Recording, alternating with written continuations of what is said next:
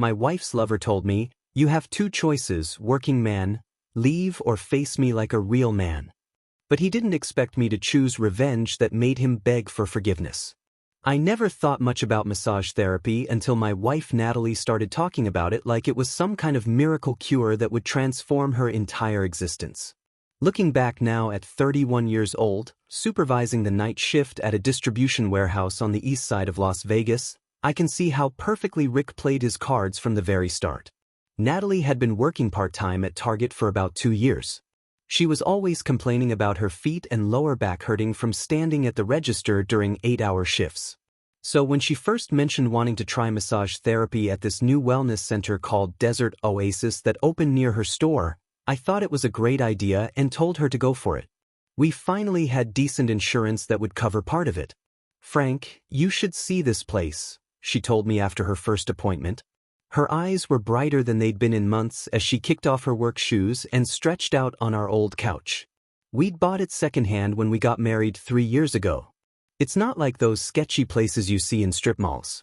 This is professional, clean, they have essential oils and everything smells like eucalyptus and lavender.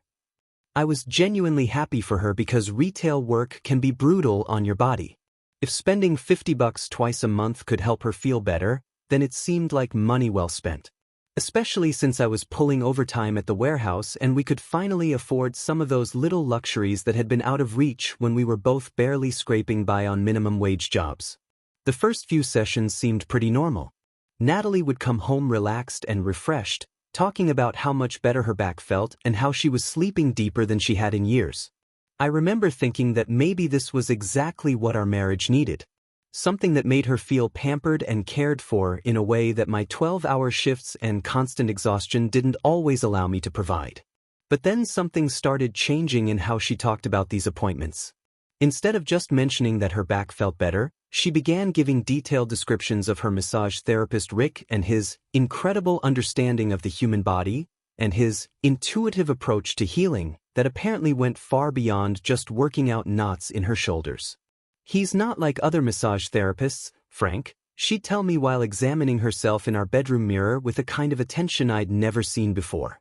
"Rick studies the whole person, says my tension patterns tell a story about how I've been limiting myself in life, and he's helping me understand where all this stress really comes from." At first, I figured it was just typical wellness center talk. The kind of pseudo-philosophical stuff people in that industry say to justify their prices. But Natalie started incorporating Rick's observations into conversations about everything from her job to our relationship to her dreams for the future that she'd never shared with me in quite the same way. She began scheduling appointments twice a week instead of twice a month. She claimed that Rick recommended more frequent sessions to really address the deeper issues and unlock the healing potential that apparently required significantly more time and money than we'd originally budgeted for these treatments. The changes in her appearance were subtle at first. She started putting more effort into her outfits on massage days, switching from her usual Target uniform and sneakers to nicer clothes and makeup that seemed unnecessary for a medical appointment. When I asked about it, she explained that Rick encouraged his clients to honor themselves and bring their best energy to healing sessions because self-care was supposedly a holistic practice that included how you presented yourself to the world. "You wouldn't understand, Frank," she said one night when I questioned why she needed to buy new workout clothes to lie on a massage table. "Rick says people who work physical jobs like ours often disconnect from their bodies, and part of the healing process is learning to celebrate and respect yourself again instead of just trudging through life without paying attention to how you feel or look." That hurt because I'd always thought I was pretty good at appreciating her. But according to her new wellness philosophy, my compliments and affection apparently didn't count because I was stuck in the same survival mindset. She was trying to escape through these therapeutic sessions that were starting to sound less like medical treatment and more like some kind of spiritual awakening that only Rick could provide. The first time I really knew something was wrong was when Natalie came home from what she called an extended deep tissue session on a Tuesday night. Instead of being tired like she usually was after work, she was practically glowing with an energy that seemed completely inappropriate for someone who'd supposedly just spent 90 minutes receiving medical treatment for back pain. "Rick said I had some really stubborn knots today," she explained while humming softly and practically floating through our little kitchen. So we had to work longer than usual to really get to the fascia and release all that trapped tension, but wow, I feel like a completely new person. There was something in her voice, a breathiness and satisfaction that uncomfortably reminded me of how she used to sound after we'd been intimate in the early days of our marriage. When I looked at her more closely, I noticed her hair was slightly messed up and her lips looked swollen, like she'd been biting them or something else I didn't want to think about. I started paying closer attention to her appointment patterns. What I discovered made my stomach twist in ways that no amount of massage therapy could ever untangle.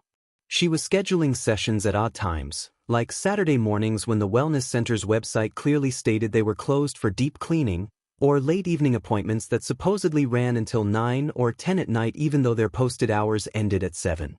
Oh, Rick offers special extended sessions for his regular clients, she explained when I questioned the timing. He's really dedicated to his craft and doesn't mind staying late when someone needs extra attention for their healing journey. The way she said extra attention gave me chills. But I was still trying to convince myself I was just being paranoid because she'd never given me reason to doubt her before, and massage therapy was supposed to be a legitimate medical practice, not some cover for what my imagination was starting to conjure.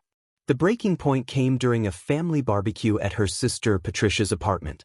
Natalie had stepped outside to take what she claimed was a work call, leaving me alone with Patricia while we cleaned up lunch dishes from her kids. "It's so nice that Natalie found something that makes her happy," Patricia said casually while scraping plates. "I mean, I was a little surprised when she told me about those Sunday morning sessions since I thought you guys usually did grocery shopping together on Sundays, but if it helps with her back pain..." My blood went cold because Natalie had never mentioned Sunday appointments to me. We definitely hadn't been grocery shopping together in over a month because she was always too tired or needed to rest after her therapy sessions. "Sunday mornings?" I asked, trying to keep my voice casual. Patricia's face immediately went white when she realized she'd said something she wasn't supposed to. "Oh, maybe I misunderstood," she backtracked quickly. "You know how I get confused with schedules, probably mixed up what she told me about switching her shifts at Target." But the damage was done. That night I started going through our credit card statements and bank records, discovering charges from Desert Oasis Wellness Center that occurred on days when Natalie was supposedly at work or running errands. There were expensive treatments like couples consultation sessions and private aromatherapy experiences that cost 3 times more than regular massages and definitely weren't being billed to our insurance. The final straw came on a Thursday night when she told me she had to work late because Target was doing inventory. So I decided to surprise her with dinner from her favorite Mexican place, only to find the store closing at its normal time with no inventory in sight and her car nowhere in the employee parking lot. Something inside me snapped. Instead of going home to wait for another lie, I drove straight to the wellness center, my hands shaking on the steering wheel as I tried to prepare myself for what I might find. The parking lot was supposedly empty since they'd been closed for 2 hours. But there in the back corner, partially hidden behind a dumpster, was Natalie's beat-up Honda Civic with a dent in the front bumper from when she'd backed into our mailbox last Christmas. I sat in my truck for what felt like forever, watching the building and trying to convince myself there was some innocent explanation. But when I finally worked up the courage to walk toward the side entrance, I could see light coming from one of the back rooms and hear voices that made my heart pound so hard I thought it might explode. The door was unlocked. I made my way down the hallway following the sound of Natalie's laughter, the kind of genuine, carefree laughter that I realized I hadn't heard directed at me in months, until I reached the partially open door of what was clearly a private treatment room. What I saw through that crack destroyed everything I thought I knew about my marriage. Natalie was on the massage table, but this wasn't any kind of therapeutic session, and Rick's hands were exploring places that had nothing to do with back pain or muscle tension. When I pushed the door open, they both froze. For a moment the only sound was soft jazz music playing from a small speaker in the corner. "Frank," Natalie said, sitting up slowly and making no effort to cover herself or show shame. "This isn't what it looks like." But her eyes told a different story. When Rick turned around with this smug smile like he'd been expecting me all along, I knew that whatever this was, it had been going on for much longer than just tonight. Actually, Frank, she continued, her voice taking on that same condescending tone she'd been using whenever she talked about my lack of understanding regarding her wellness journey. This is exactly what it looks like, and maybe it's time we were honest about what I really need in my life, because Rick makes me feel alive in ways you never could, and I'm tired of pretending that coming home to you and your boring routine is enough for me. 3 days after catching them together, Natalie had the audacity to text me asking to meet at Mels Diner on Charleston Boulevard. She claimed we needed to discuss our situation like mature adults and figure out how to move forward in a way that honors everyone's feelings. This was exactly the kind of New Age therapy speak that Rick had apparently taught her to justify destroying our marriage. I almost didn't go, but something inside me needed to hear what kind of twisted logic she'd use to explain away 3 years of marriage for whatever fantasy this massage therapist had sold her.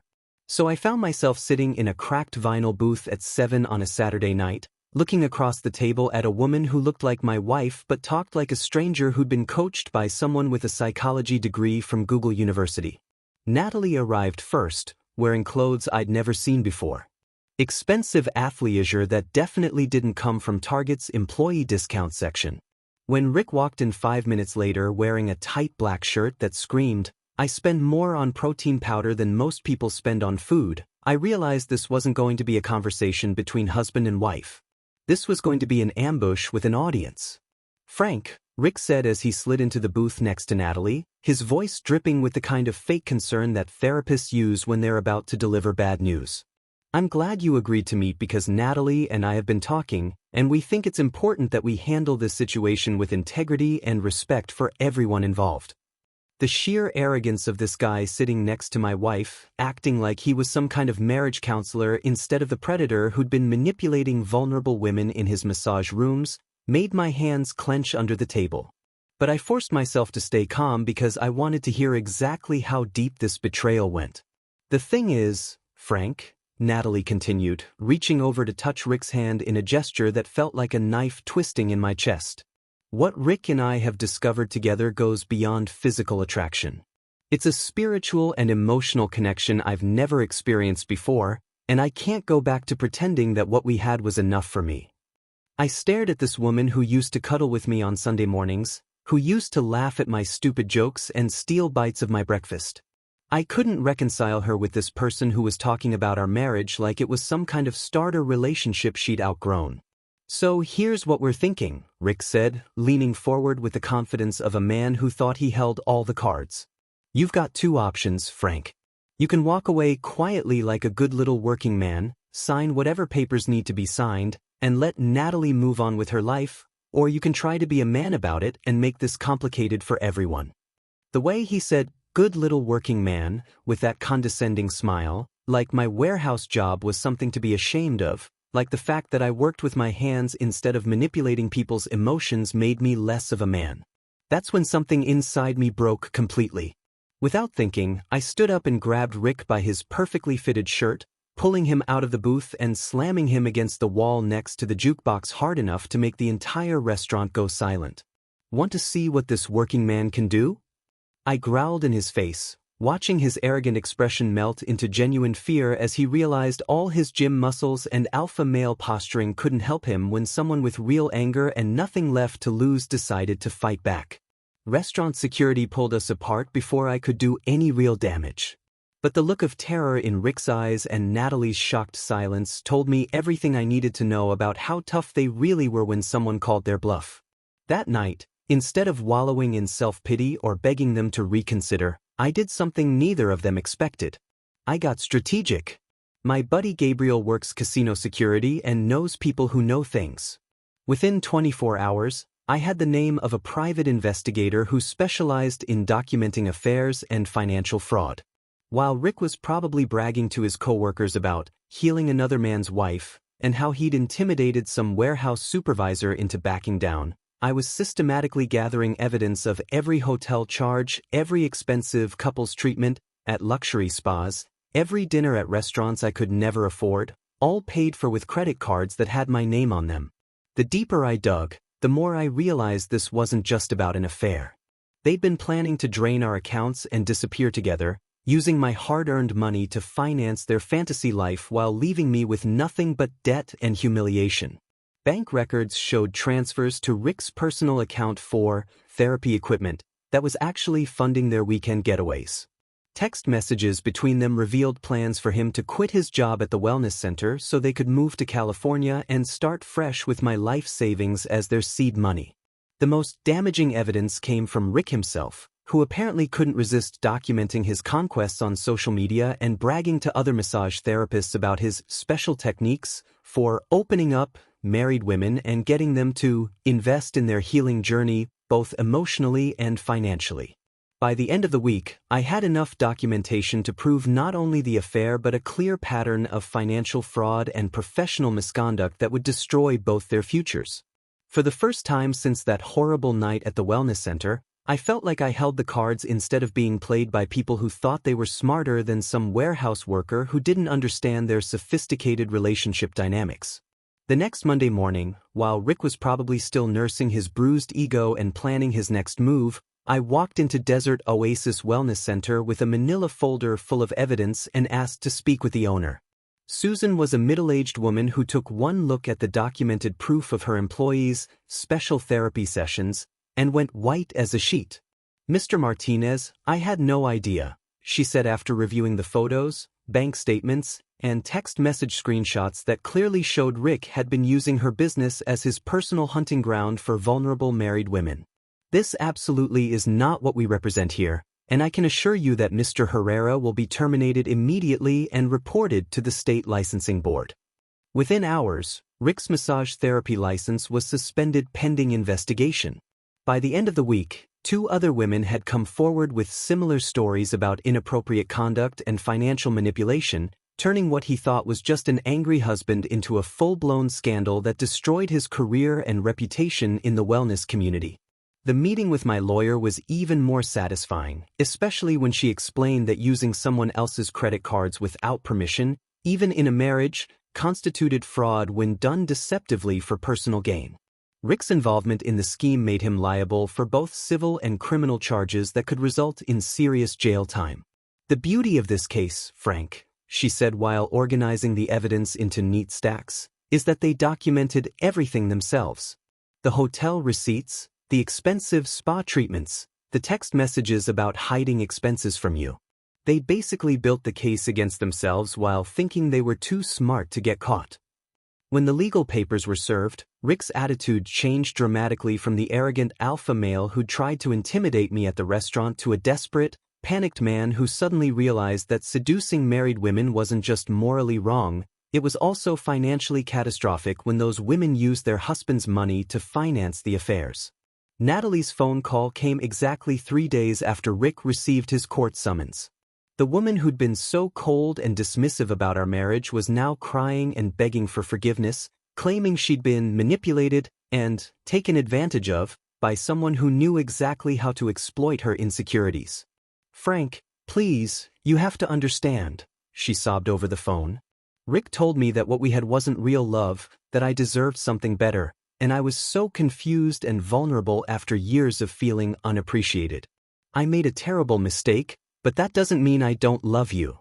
The most pathetic part was hearing her try to paint herself as another victim of Rick's manipulation, conveniently forgetting that she'd been the one who suggested using our credit cards for their romantic getaways and had actively participated in planning their escape to California with money I'd earned through 12-hour warehouse shifts. I let her talk for about 10 minutes, listening to her cycle through denial, bargaining, and false promises about how therapy could fix everything and how she'd do anything to rebuild the trust she'd destroyed.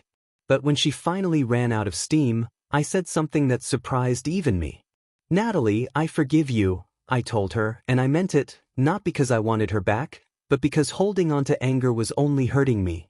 But forgiveness doesn't mean forgetting, and it doesn't mean pretending what you did was acceptable or that we can go back to how things were. The divorce was finalized 6 months later, with Natalie getting exactly what she'd put into our marriage financially. After legal fees and the restitution she owed for the fraudulent charges, that left her with almost nothing and a credit score that would take years to repair. Rick ended up pleading guilty to the fraud charges and lost his professional license permanently, destroying any chance he had of working in the wellness industry again. Last I heard, he was working at a car wash in Henderson and living with his mother while trying to pay off the legal debts that had piled up from multiple lawsuits. The most unexpected part of this whole nightmare was how strong and confident I felt once the dust settled. Something about standing up to people who thought they could intimidate and manipulate me had awakened a part of myself I'd forgotten existed during all those years of trying to be the perfect, accommodating husband. I started taking better care of myself, not because some therapist told me I needed to honor my body, but because I realized I deserved to feel good about who I was. I began pursuing interests and friendships I'd neglected while focusing all my energy on trying to save a marriage that was already dead. About a year later, I met Carmen in a community college class where I was taking business management courses, thinking maybe it was time to move beyond warehouse work and build something bigger for myself. She was studying to become a paralegal after raising her kids as a single mother. Something about her quiet strength and genuine warmth reminded me what real connection felt like, the kind that doesn't require drama or crisis to feel meaningful. "You know what I like about you, Frank?" she told me one night while we were studying together at the library. "You're solid, like someone I can count on to be the same good person tomorrow that you are today, and after everything I've been through, that's the most attractive quality a man can have." We've been together for 2 years now, and every day I'm grateful that Natalie's betrayal taught me the difference between someone who wants excitement and someone who wants partnership, between someone who sees you as a provider and someone who sees you as a person worth investing in. Sometimes I drive past the old wellness center, which closed 6 months after the scandal broke, and I think about how close I came to losing myself in the wreckage of that situation. But instead of feeling bitter, I feel proud of the man I became when I decided to fight back with intelligence instead of just emotion, and I'm genuinely happy knowing that quiet strength, when finally tested, can defeat all the loud arrogance in the world.